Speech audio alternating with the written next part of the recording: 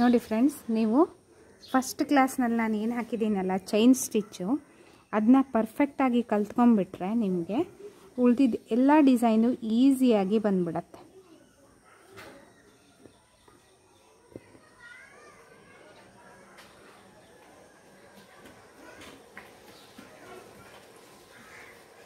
ನೋಡಿ, ಹೀಗೆ ನಾನು ಇಲ್ಲೇನೆ ಹಿಂದ್ಗಡೆ ತಿರುಗಿಸಿ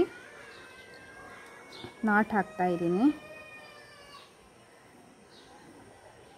ಎಕ್ಸ್ಟ್ರಾ ಥ್ರೆಡ್ನ ಈಗ ಕಟ್ ಮಾಡ್ತಾಯಿದ್ದೀನಿ.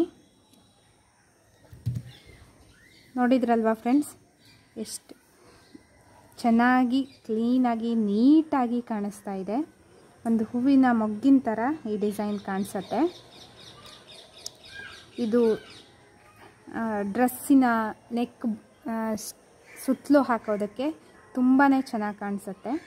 ನಾನು ನನ್ನ ನೆಕ್ಸ್ಟ್ ಇದೆ ಅಂದರೆ ಬೇಸಿಕ್ ಸ್ಟಿಚಸ್ ಎಲ್ಲ ಮುಗಿದ ಮೇಲೆ ಅಂದರೆ ಕೆಲವು ಡಿಸೈನ್ಸ್ಗಳನ್ನು ತೋರಿಸ್ತೀನಿ. ನೆಕ್ಸ್ಟು ಅಂದರೆ ಡಿಸೈನ್ಸ್ ಎಲ್ಲ ಮುಗಿದ ಮೇಲೆ ಬ್ಲೌಸಿಗೆ ಹಾಕೋದು ಹೇಗೆ, ರೆಡಿ ಆಗಿರೋ ಬ್ಲೌಸಿಗೆ ಹೇಗೆ ಹ್ಯಾಂಡ್ ಎಂಬ್ರಾಯ್ಡ್ರಿನ ಹಾಕಬೇಕು, ಮತ್ತು ಡ್ರೆಸ್ಸಿಗೆ ಹೇಗೆ ಡಿಸೈನ್ ಹಾಕಬೇಕು ಎಲ್ಲದನ್ನೂ ನಿಮಗೆ ಹೇಳ್ಕೊಡ್ತೀನಿ ಫ್ರೆಂಡ್ಸ್. ನೀವು ನನ್ನ ಚಾನಲ್ಗೆ ಸಬ್ಸ್ಕ್ರೈಬ್ ಆಗಿಬಿಟ್ರೆ ನಿಮಗೆ ಒಂದೊಂದೇ ವಿಡಿಯೋನ ನೋಡೋದಕ್ಕೆ ಸಹಾಯ ಆಗುತ್ತೆ.